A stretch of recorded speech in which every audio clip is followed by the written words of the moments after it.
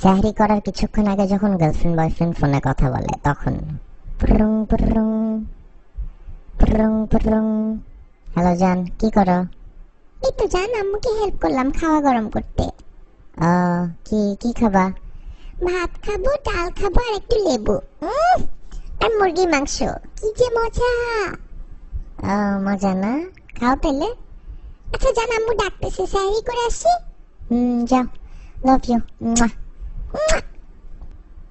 সেহরি করার কিছুক্ষণ পর যখন আবার ফোনে কথা বলে তখন পুরুং পুরুং পুরুং পুরুং। জান খাইলা? হ্যাঁ জান খাইছি, খুব মজা ছিল। তুমি খাওয়া দাওয়া করছো? হ্যাঁ খাইছি, নামাজ পড়লাম। তুমি পড়ছো নামাজ? হ্যাঁ জান পড়ছি। ঠিক আছে, কি করবা তাইলে? সকালে ক্লাস আছে না তোমার? যাও ঘুমাও, সকালই তো হয়ে গেছে অলমোস্ট। হ্যাঁ জান ঘুমাইতে যাচ্ছি। তুমি কি করবা? তুমিও ঘুমায় যাও, তোমার তো কোনো কাজ নাই। হ্যাঁ আমি একটু ফেসবুকে মেসেজ চেক করে ঘুমায় যাচ্ছি, এখনই ঘুমায় যাবো আর 5-10 মিনিটে। আচ্ছা ঠিক আছে জান, রাখি তাহলে। Love you. এইটা কি করলা? কই কি করলাম? এই যে মাত্র এটা কি দিলা?